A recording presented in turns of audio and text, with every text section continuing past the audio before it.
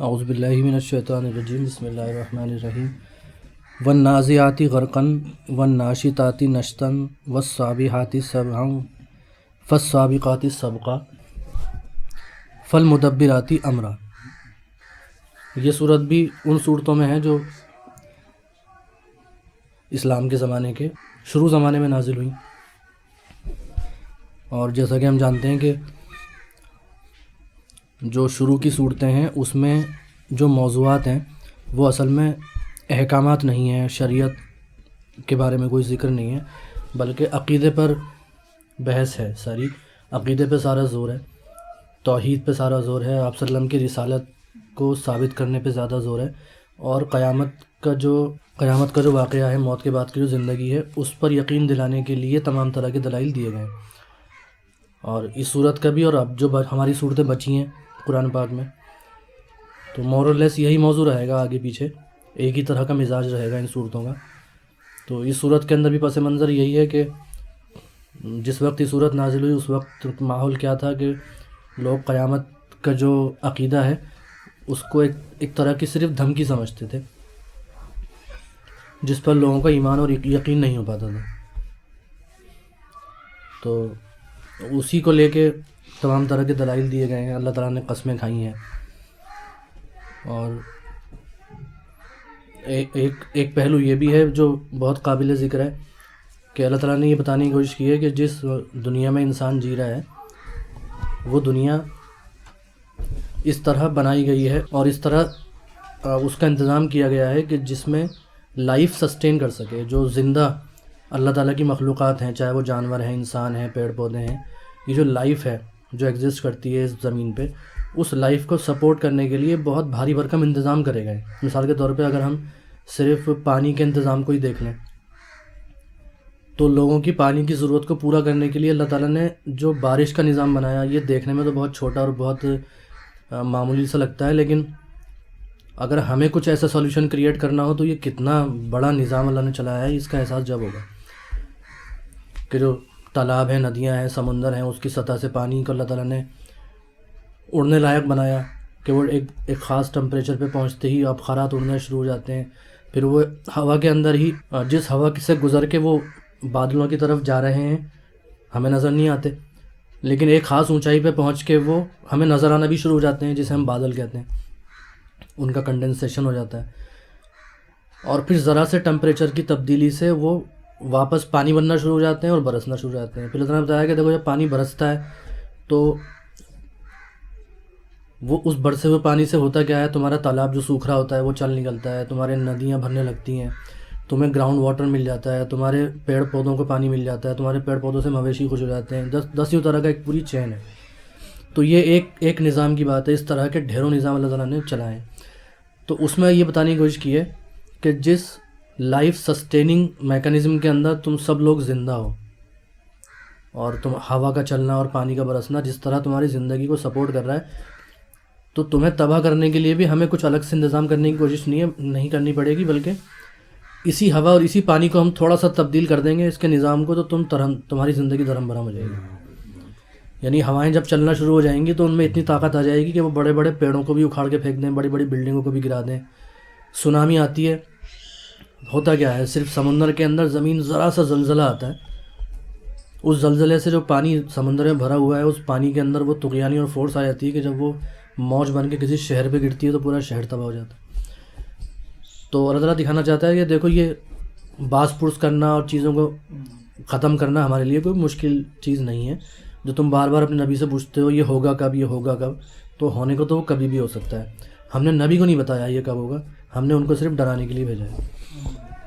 تو وہی موضوع یہاں شروع ہوا ہے، والنازعات غرقا۔ اور یہ بھی قرآن کا ایک خوبصورت انداز ہے کہ وہ ایک لفظ استعمال کرتا ہے جس میں اشارہ ہوتا ہے کسی چیز کی طرف۔ مثال کے طور پہ یہ جو شروع کی 4-5 آیتیں ہیں، اس میں کچھ لوگوں نے سمجھا ہے کہ یہ ہواؤں کا ذکر ہے، کچھ لوگوں نے سمجھا ہے کہ یہاں ستاروں کا ذکر ہے، اور کچھ لوگوں نے، بلکہ زیادہ تر لوگوں نے سمجھا ہے کہ یہ فرشتوں کا ذکر ہے۔ اور اگر ہم ہواؤں کو یہاں ثابت کرنا چاہیں تو ہواؤں پہ بھی یہ باتیں صحیح بیٹھتی ہیں، فرشتوں پہ ثابت کرنا چاہیں تو فرشتوں میں بھی صحیح بیٹھتی ہیں، اور ستاروں کے لیے بھی دلائل موجود ہے۔ اصل مقصد یہ نہیں ہوتا کہ اس لفظ کا کیا مطلب ہے، اصل مقصد یہ ہوتا ہے کہ اللہ تعالیٰ کچھ کہہ رہا ہے، اس کہنے کے بعد جو وہ دلیل دے رہا ہے، جو احساس ہمارے اندر جگانا چاہتا ہے، وہ احساس زیادہ اہم ہے، اور وہ ہے موت کے بعد کی زندگی کا ممکن ہونا۔ تو والنازعات غرقاً، پہلے تو میں ترجمہ پڑھ دیتا ہوں جو اس قرآن پاک میں کیا ہوا ہے، اور انہوں نے الفاظ جو ہیں وہ بریکٹ کے اندر بھی دیے ہوئے ہیں تاکہ سمجھنا آسان ہو جائے۔ تو پہلے تو میں یہی پڑھ دیتا ہوں۔ والنازعات غرقاً، قسم ہے ان فرشتوں کی جو کھینچنے والے ہیں روح کو ڈوب کر۔ تو یہاں فرشتوں بریکٹ میں لکھا گیا ہے اور روح کو بریکٹ میں لکھا گیا ہے، کیونکہ فرشتوں کی اور روح کے جو الفاظ ہیں وہ قرآن میں نہیں ہیں، یہاں پہ اس آیت میں نہیں ہے۔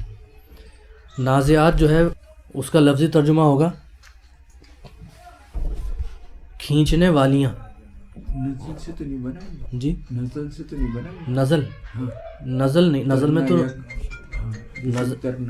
نزل میں تو نون زے اور لام ہوتا ہے، یہاں عین ہے، تو نزا سے بنا ہے، مطلب نزا کا لفظ اردو میں بھی استعمال ہوتا ہے۔ اچھا وہ پڑھا ہوگا آپ نے حالت نزا، ہاں تو وہ موت کے وقت کی جو حالت ہوتی ہے اسے نزا کہتے ہیں۔ اور ایک جگہ اور اردو میں استعمال ہوتا ہے جھگڑے کے لیے، کہ ان کے بیچ میں نزا پڑ گیا تو جھگڑے، تو یہ وہی لفظ ہے النازعات۔ نزا کہتے ہیں کھینچنے والا، اور یہ چونکہ مؤنث ہے، النازعات سنگولر ہے، اور والنازعات جو ہے یہ پلیورل ہے، تو کھینچنے والیاں۔ اور اس کے لفظ کے مطلب ہوتے ہیں کسی چیز کو اس کی جگہ سے اکھیڑ کر الگ کر دینا۔ اور یہ لفظ سورہ اعراف کے اندر بھی آیا ہے، ینزع عنہما لباسہما، شیطان کے لیے کہا گیا ہے، آدم اور حوا علیہ السلام کے لیے، کہ ان سے ان کے کپڑے الگ کرا دیے، اتروا دیے، الگ کرا دیے، اس کے لیے بھی ینزع یہی لفظ آیا نزع، تو کسی چیز کو اکھیڑ دینے کو کہتے ہیں۔ اور پھر غرقن کا لفظ جوڑ دیا اس کے ساتھ، والنازعات غرقن، غرق کہتے ہیں کسی چیز میں اس کے آخری حصے تک پہنچ جانا، اور غرق معنی، غرق کا مطلب ڈوبنا اسی لیے ہوتا ہے کہ جب کوئی چیز پانی میں گرتی ہے تو وہ اس کی تہہ تک پہنچ جاتی ہے، بیٹھ جاتی ہے نیچے، اسے غرق ہونا کہتے ہیں۔ تو کسی چیز کی تہہ تک پہنچ جانا۔ اور کچھ لوگ کہتے ہیں کہ یہ جو لفظ غرقن یہاں لکھا ہے وہ اغراقن سے بنا ہے۔ اغراقن کا مطلب ہوتا ہے جو تیر کمان ہوتا ہے، تو کمان کو جب ہم کھینچتے ہیں تیر پھینکنے کے لیے تو آخری حد تک کھینچنے کو اغراق کہتے ہیں۔ تو والنازعات غرقن، یہاں کسی ایسی چیز کا ذکر ہے جس کو کہا جا رہا ہے کہ وہ کھینچنے والے یا والیاں ہیں، اور کھینچنا بھی کیسا کہ غوطہ لگا کے اندر جا کے کھینچ کے لے آنا، اسی لیے موت کے فرشتوں کو سمجھا گیا ہے یہاں پہ۔ حالانکہ کچھ تفسیروں میں ہواؤں کے لیے بھی سمجھا گیا ہے کہ یہ ہواؤں کا ذکر ہے، کہ وہ ہوائیں جو پیڑ کو، درخت کو اکھاڑ بھی سکتی ہیں، وہ ہوائیں جو جب آہستگی سے چلتی ہیں تو بہت لبھاونی لگتی ہیں، لیکن جب وہ وائلنٹ ہو جاتی ہیں تو سب کچھ اکھاڑ کے رکھ دیتی ہیں، وہ بھی ہو سکتا ہے کہ ہواؤں کا مطلب ہے۔ تو والنازعات غرقاً، اور یہاں اگر فرشتوں کو سمجھا جائے تو یہ انسان کو احساس دلایا جا رہا ہے کہ دیکھو جب تمہارا وقت آتا ہے تو ہوتا کیا ہے کہ جس ملک کو، جس فرشتے کو، یا جس چیز کو بھی ہم تمہاری روح قبض کرنے کے لیے اور تمہاری روح نکالنے کے لیے بھیجتے ہیں، تو وہ ہوتا کیا ہے، وہ پہلے تمہارے اندر سما جاتا ہے، تمہاری گہرائی میں اترتا ہے، اور وہاں سے تمہاری جان کو کھینچ کے لاتا ہے۔ والنازعات غرقاً والناشطات نشطاً، ترجمہ کیا گیا ہے اور نکال لے جانے والے ہیں اسے آہستگی سے۔ جن لوگوں نے یہاں ہوا سمجھی ہے تو وہ کہتے ہیں کہ یہاں مطلب ہے ان ہواؤں کا جو بہت آہستگی سے چلتی ہیں، اور پہلی آیت میں ان ہواؤں کا ذکر ہے جو بہت وائلنٹلی چلتی ہیں۔ اور یہ جو والناشطات کا جو لفظ ہے اس کے معنی ہوتے ہیں عربی میں، جو اس کے لغوی معنی ہے کسی بند کو کسی گرہ کو کھول دینے کے ہوتے ہیں، یا یہ ہوتے ہیں کہ کسی چیز کو اتنا کھینچا جائے کہ وہ کھل جائے، جیسے کوئی گانٹھ باندھ رکھی ہے اور اس چیز کو ہم گانٹھ کھولنے کے لیے اتنا کھینچیں کہ وہ کھل جائے۔ تو جن لوگوں نے یہاں فرشتے مراد لیے ہیں وہ یہ کہتے ہیں کہ یہاں دونوں طرح کے فرشتوں کا ذکر ہے۔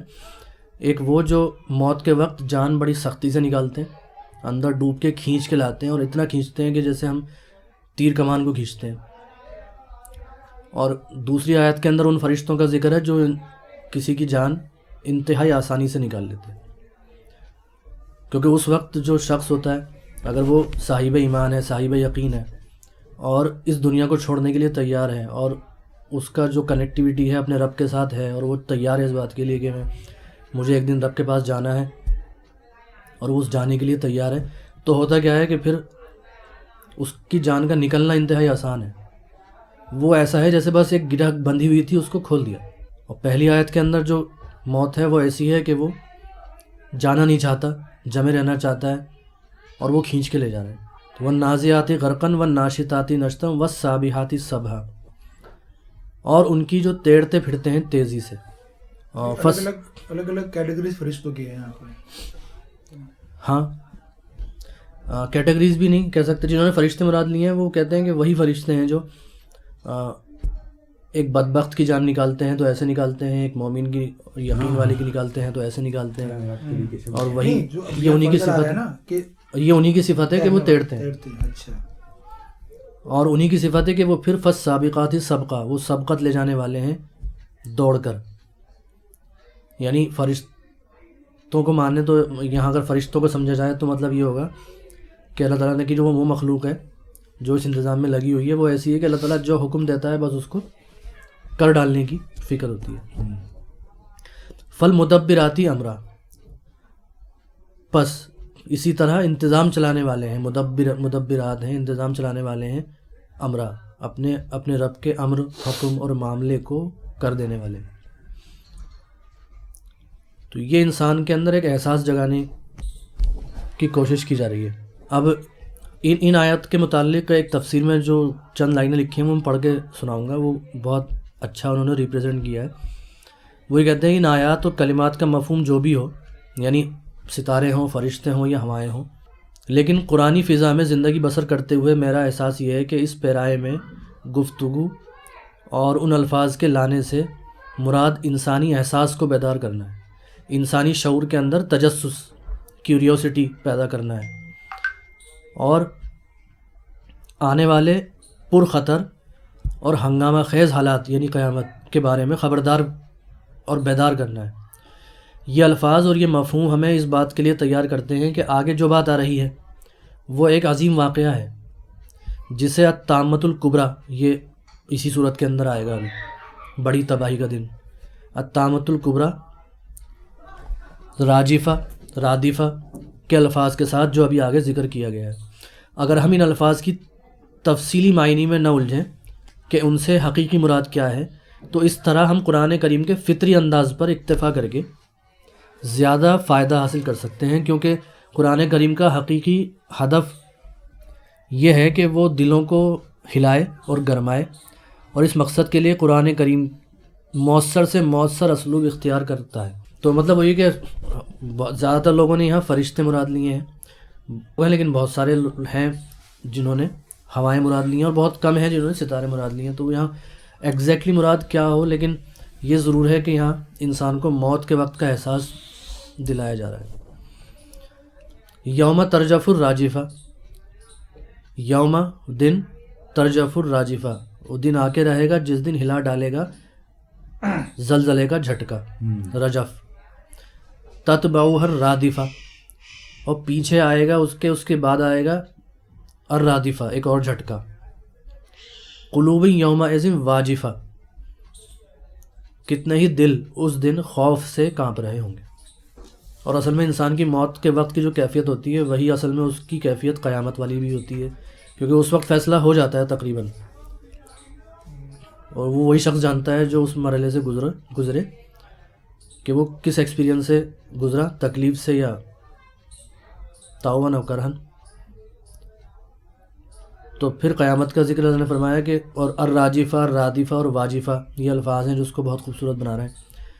اگر کہ وہ دن آ کے رہے گا جس دن ہلا ڈالے گا زلزلے کا جھٹکا، پیچھے آئے گا اس کے ایک اور جھٹکا، کتنے ہی دل اس دن خوف سے کانپ رہے ہوں گے۔ ابصارها خاشعہ، اور نگاہیں ہوں گی کہ خاشعہ، گڑی جا رہی ہوں گی، سہمی ہوئی ہوں گی، جھکی ہوئی ہوں گی۔ ہاں، یقولون انا لمردودون فی الحافرہ، کہتے ہیں یہ لوگ کیا ہم ضرور لوٹائے جائیں گے واپس پہلی حالت میں.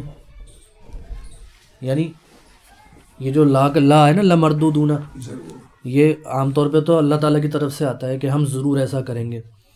اب یہ اعتراض کرنے والوں کی زبان سے بھی نکالا گیا ہے کہ لمردودون، کیا یقیناً، کیا واقعی ایسا ہوگا؟ یہ مردود اردو کے مردود سے کوئی تعلق نہیں ہے اس کا نا؟ یہ لفظ تو وہی ہے، وہی ہے. لیکن ہم مردود اردو میں جو بولتے ہیں ہاں، اس کو تو الگ ہی meaning ہے. ہاں، وہ جو میننگ ہے وہ اصل میں پیچھے جو روٹ ہے وہ تو ملتا ہی ہے، ملتا ہوگا. کیونکہ رد کا مطلب ہوتا ہے لوٹانا، اور قرآن نے اس کو شیطان کے لیے بھی استعمال کرا ہے. مردود. ہاں، تو اس لحاظ سے ہم استعمال کر لیتے ہیں، لیکن یہاں بالکل لفظی لغوی معنوں میں استعمال ہوا ہے. وہ کہتے ہیں، اچھا یقولون کا مطلب کہتے ہیں بھی ہوتا ہے اور کہیں گے بھی ہوتا ہے. تو یہ ہو سکتا ہے کہ اس وقت جو لوگ کہہ رہے ہیں ان کے طرف اشارہ ہے، یا پھر قیامت کا منظر ہے کہ لوگ وہاں کہیں گے کہ ایسا کیسے ہو گیا کہ ہمیں لوٹا دیا گیا. تو یقولون انا لمردودون فی الحافرہ، کیا ہم ضرور لوٹائے جائیں گے واپس پہلی حالت میں. اذا کننا عظاما نخرہ، کیا جب بھی کہ ہو چکی ہوں گی ہماری ہڈیاں نخرہ، بوسیدہ، یعنی ایک ایسی ہڈیاں جو اندر سے خالی ہوں، بچ سکتی ہوں. قالو تلک اذن کرۃ خاسرہ، کہتے ہیں پھر تو یہ لوٹایا جانا بڑے ہی گھاٹے کا سبب ہوگا، یہ تو بڑے نقصان دہ بات ہوگی، اور حقیقت میں ہوگی، لیکن یہ مذاق کے طور پہ کہہ رہے ہیں. فَإِنَّمَا هِيَ زَجْرَةٌ وَاحِدَةٌ، اب یہ اللہ کی طرف سے ہے بات کہ حالانکہ یہ تو بس زجرۃ واحدہ، ایک ڈانٹ، ایک ڈپٹ، ایک آواز ہوگی. فَإِذَا هُمْ بِالسَّاہرہ، اور یکدم موجود ہوں گے وہ سب بالساہرہ. ساہرہ ایک ایسے میدان کو کہتے ہیں جو بہت کشادہ، بہت کھلا میدان ہو، یعنی ایک آواز لگے گی اور سب حاضر ہو جائیں گے ایک میدان میں. حل اتاک حدیث موسیٰ، اب یہاں جو بات چل رہی تھی، اب اللہ تعالیٰ نے موسیٰ علیہ السلام ان کی قوم کی اور فرعون کی مثال دی ہے بیچ میں. اب یہ ہماری تدبر و تفکر پہ ہم کس طرح اس سے سبق لیتے ہیں کہ جو سبق اللہ تعالیٰ پچھلی آیتوں میں دیتا چلا آ رہا ہے، اس سبق کو موقت کرنے کے لیے اور اس کو اور ظاہر کرنے کے لیے اللہ تعالیٰ نے کیوں یہاں پہ موسیٰ علیہ السلام اور فرعون کا واقعہ سنایا. حل اتاک حدیث موسیٰ، کیا پہنچی ہے تمہیں خبر موسیٰ کی. اذ ناداہ ربہ بالوادی وادی المقدس طویٰ، جب پکارا تھا اس کے رب نے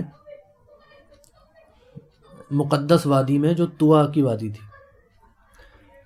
اذهب الی فرعون، اور ان سے تقاضا یہ کیا تھا کہ جاؤ فرعون کے پاس. انہ طغی، اس نے بڑی طغیانی دکھائی ہے، بڑا سرکشی دکھائی ہے. یہ قرآن کے الگ الگ الفاظ ہیں ایک ہی بیہیویئر کو بتانے کے لیے، چاہے وہ طغی ہو، چاہے وہ شیطان شتتا ہو، کیونکہ شیطان کو شیطان اس لیے کہتے ہیں، جو شیطان کا لفظ کا مطلب ہے وہ ہے ہر بندھن کو توڑ ڈالنا، آزاد ہو جانا اور بغاوت کرنا. تو طغیانی کا مطلب بھی یہی ہے، طغی. اور یہ اردو میں استعمال ہوتا ہے کہ جب کسی سمندر میں یا ندی میں موجیں اٹھتی ہیں، لہریں ہوتی ہیں، تو ہم کہتے ہیں آج بڑی طغیانی ہے سمندر میں، یعنی وہ بہت اچھل رہا ہے. تو اس اچھلنے کو ایک ہے، اس کا اپوزٹ کیا ہے، اللہ کے آگے بچ جانا، تابع داری، فرما برداری، جسے سلم یا اسلام کہتے ہیں یا تقوی کہتے ہیں. تو اذهب الی فرعون، جاؤ فرعون کی طرف. انہ طغی، اس نے سرکشی دکھائی ہے، بغاوت کری ہے، شیطانیت دکھا رہا ہے یا اچھل رہا ہے. فقل، اور کہو، حل لک الی ان تزکی، اور اس کو یہ کہو کہ کیا میں بتاؤں، کیا میں تمہیں پاکیزگی کی بات بتاؤں، کیا تجھے رغبت ہے اس بات کی کہ خود پاک کرے. یعنی ایک تقاضا رکھوا رہے ہیں اللہ تعالیٰ موسیٰ علیہ السلام کے ذریعے فرعون کے سامنے کہ تیرے اندر طغیانی ہے، اور تیری بیہیویئر میں اور تیری شخصیت میں جو یہ بغاوت ہے، تیرے رب کی خلاف بغاوت، اس کو دور کرنے کا میں ذریعہ بن سکتا ہوں. اب میں تجھے دھیان دلانا چاہتا ہوں کہ یہ طغیانی چھوڑنی چاہیے تجھے، اور تیرے اندر عاجزی آ جانی چاہیے. یہ مطلب ہے اس آیت کا. اور وہ آیت بھی یاد ہوگی جو اللہ نے فرمایا کہ وَلَوْ أَنزَلْنَا هَذَا الْقُرْآنَ عَلَى جَبَلٍ لَرَأَيْتَهُ خَاشِعًا مُتَصَدِّعًا مِنْ خَشْيَةِ اللَّهِ. قرآن کی تاثیر بھی یہی ہے. اللہ کہتا ہے کہ اگر ہم نے یہ قرآن پہاڑ جیسے پتھریلے اور سخت چیز پہ بھی نازل کر دیا ہوتا تو اس کے اندر بھی خشوع آ جاتا، عاجزی آ جاتی، اور وہ اتنا بڑا جو وجود لیے ہے پہاڑ، اس کے اندر دراڑیں تک پڑ جاتی. تو یہ قرآن کی تاثیر ہے، پیغمبروں کی تعلیم کی تاثیر ہے. تو وہی ان تک پہنچانے کے لیے کہا گیا فَقُلْ هَلْ لَكَ إِلَىٰ أَن تَزَكَّىٰ وَأَهْدِيَكَ إِلَىٰ رَبِّكَ فَاتَّخْشَىٰ. کیا تو اس بات کے لیے راضی ہے کہ میں تجھے پاکیزہ کروں اور تجھے ہدایت ملے تیرے رب کی طرف، اور تیرے اندر پھر طغا نہ رہے بلکہ تخشا، خشیت آ جائے، خوف پیدا ہو جائے، تو بے خوف ہو گیا ہے. فَأَرَاهُ الْآيَةَ الْكُبْرَىٰ. اچھا، اس بیہیویئر کو ضروری نہیں ہے کہ صرف وہی کافروں میں ہوتا تھا یا بڑے فرعون جیسے لوگوں میں ہوتا تھا جو خدائی کا دعویٰ کرتے تھے. یہ کسی بھی انسان میں پیدا ہو سکتا ہے جو بے خوفی ہے، اپنے رب سے بے خوفی، بلکہ اپنے منہ سے مسلمان جو کہتا ہے اپنے آپ کو، اس کے اندر ہی پیدا ہو سکتا ہے. اور کوئی شخص ہے جو دسیوں کے حقوق مار رہا ہے اور بڑی خراب شخصیت کا مالک ہے اور بالکل تندخو مزاج ہے، اور دوسرے اس سے پریشان ہیں، تو وہ چاہے کتنی نمازیں پڑھ رہا ہو لیکن اس کا بیہیویئر ہی بتاتا ہے کہ وہ بے خوف ہے. کیونکہ جس کو خوف ہوتا ہے، خوف تو انسان کی شخصیت پہ طاری ہو جاتا ہے. مطلب ایک انسان کو آپ دیکھ کے بتا سکتے ہیں کہ یہ ڈرا ہوا ہے. تو اگر ہماری شخصیت میں اور ہماری باڈی لینگویج میں ہی خوف نہ دکھے تو پھر ہمارے منہ سے ہم کتنا ہی کہتے رہیں. تو فتخشا، طغا اور تخشا. فَأَرَاهُ الْآيَةَ الْكُبْرَىٰ. تو یہ بات تو رکھ دی موسیٰ علیہ السلام نے، لیکن اب ثابت بھی تو کرنا تھا کہ میں کون، میں کیوں تجھ سے یہ کہہ رہا ہوں، تو میری بات کیوں مانے. تو پھر انہوں نے اس کو آیتیں دکھائیں اپنے پیغمبر ہونے کی. پھر دکھائی موسیٰ نے فرعون کو بڑی نشانی. فَكَذَّبَ، لیکن اس نے جھٹلایا. وَعَصَىٰ، اور نافرمانی کی. اس کو چاہیے تھا کہ فرما برداری اختیار کر لیتا، لیکن اس نے نافرمانی، نہ مانا. ثُمَّ أَدْبَرَ، پھر پلٹا. يَسْعَىٰ، سعی اصل میں کوشش کو کہتے ہیں. یسعیٰ، اپنی کوششوں میں مصروف ہونے کے لیے، یعنی موسیٰ علیہ السلام کے خلاف اپنی حکومت بچانے اور اپنے دعووں کو بچا کر چلنے، اور موسیٰ علیہ السلام جو پیغمبر تھے ان کی پیغمبری کو رد کرنے کی کوششیں کرنے کے لیے اس نے ادبرا، پلٹا. فحشر فنادا، تو چونکہ موسیٰ علیہ السلام سے اس نے ایک نشانی دیکھی تھی پیغمبری کی، تو اس کا رد کرنے کے لیے اس نے پھر اپنے ملک میں لوگ اکٹھے کیے اور آوازیں دی، منادی کی. سو جمع کیا اس نے لوگوں کو اور پکارا. فقال انا ربکم الاعلی، اور کہا کہ میں ہوں تمہارا سب سے بڑا رب. اصل میں اس کی گہرائی میں جائیں تو موسیٰ علیہ السلام دعوت جو دے رہے تھے وہ بادشاہ کے لیے بھی تھی اور عوام کے لیے بھی تھی. اور وہ کیا چیز تھی کہ ہر شخص جو ہے وہ خدا کی بندگی اختیار کرے، خدا کا خوف رکھے، اپنے آپ کو جھکا لے، اس کو اپنا رب مان لے. تو ایک رب کا کانسیپٹ تھا کہ کسی کو اپنا رب مانو اور رب جو سچا رب ہو اس کو مانو. تو یہ رب اس نے اپنے لیے استعمال کیا کہ تم کسی اور رب کی تلاش میں کیوں ہو، کیوں موسیٰ جس رب کو دکھا رہا ہے تم اس طرف مت جانا، میں ہوں تمہارا رب، میں ہی تمہارا آج ضامن ہوں، ذمہ دار ہوں. تمہاری زندگی کو خوشحال بنانے کے لیے میں ہی اختیار رکھتا ہوں، میں ہی ذمہ دار ہوں، میرا ہی حکم چلے گا تمہارے اندر. تو اگر تمہیں کسی کو اپنا رب ماننا ہے تو مجھے ہی ماننا ہے، ربکم الاعلی. فاخذہ اللہ، تو جب یہ سارا کام ہو گیا، موسیٰ علیہ السلام پہنچ گیا، انہوں نے بات رکھ دی، انہوں نے دلیل دکھا دی، اس نے دیکھ بھی لی، وہ سمجھ بھی گیا، پھر اس کے خلاف وہ اکڑ بھی گیا. تو پھر اس کا وہی نتیجہ نکلا جو نکلتا ہے ہر وقت ہر زمانے میں، کہ اللہ نے پکڑ لیا. فاخذہ اللہ نے پکڑ لیا. نکالا، عبرت ناک عذاب، نکال الآخرتی والاولی، اور وہ عذاب اس کو اس زندگی میں بھی ملا اور آخرت میں بھی ملے گا. ان فی ذالک لعبرۃ لمن یخشی، اس میں عبرت ہے ان لوگوں کے لیے جو ڈرتے ہیں، جن میں خوف ہے. یہ ایک رکوع ہو گیا ہے، روک دیں. اگلا رکوع انشاءاللہ اگلی بار. صدق اللہ العظیم. سبحان اللہ و بحمدہ، سبحانک اللہم و بحمدک، اشہد ان لا الہ الا انت، استغفرک.